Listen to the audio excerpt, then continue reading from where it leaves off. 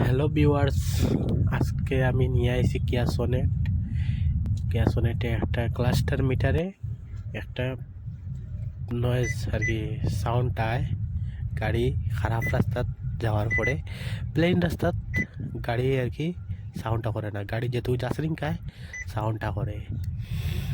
Customer এই দাদা আমার বহুত দূরের থেকে আইসুন এই সাউন্ডটা লাগিন ওটা কই না আপনাদের লগে শেয়ার করি সাউন্ডটা কোন কারণে আয়।